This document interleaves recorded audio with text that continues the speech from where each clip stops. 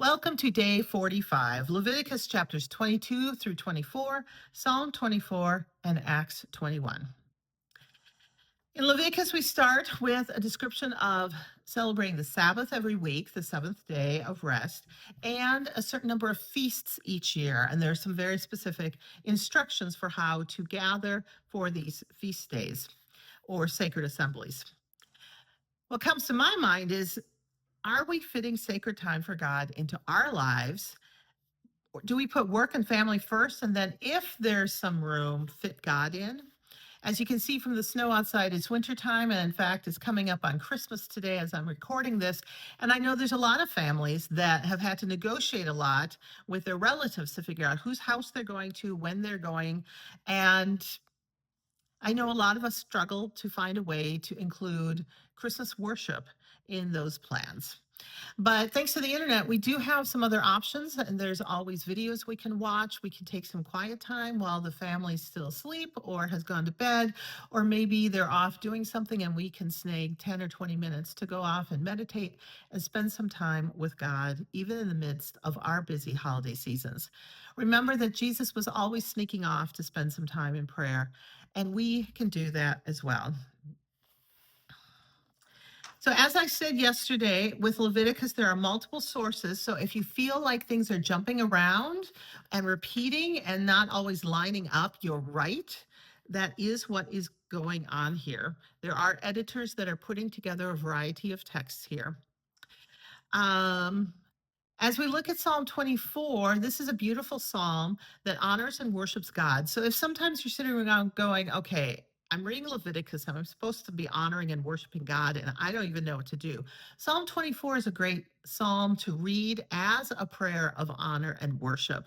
And you can use this as a template for ways that you can honor and worship God. It talks about God's almighty creation and what he has done.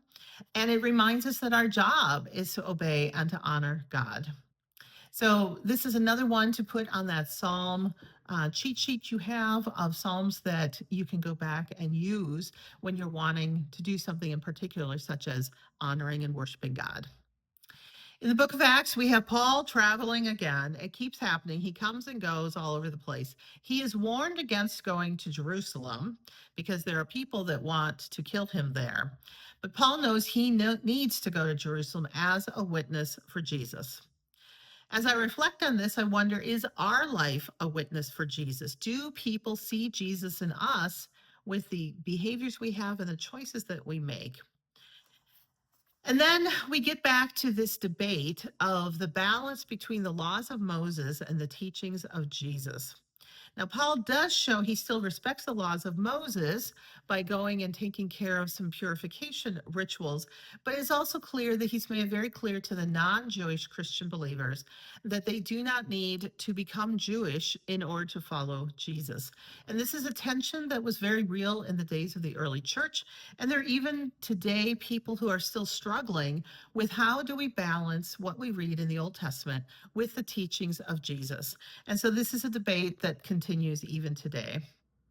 Eventually in Jerusalem, there is a riot at the temple over the teachings of Paul. The Roman soldiers end up arresting Paul, partly to keep him safe and partly to try and discern what on earth is going on here. Paul affirms that he is a Roman citizen. And we see that once again, there are some very real benefits to being a Roman citizen. The Roman soldiers cannot treat him the same way as they can treat non-citizens in the Roman Empire. So he gets some preferential treatment because he's a citizen. But we will continue on with the story of Paul tomorrow. I think we have plenty to think about today as we think about ways to honor and worship God and to let the life of Jesus show through us. We'll see you next time.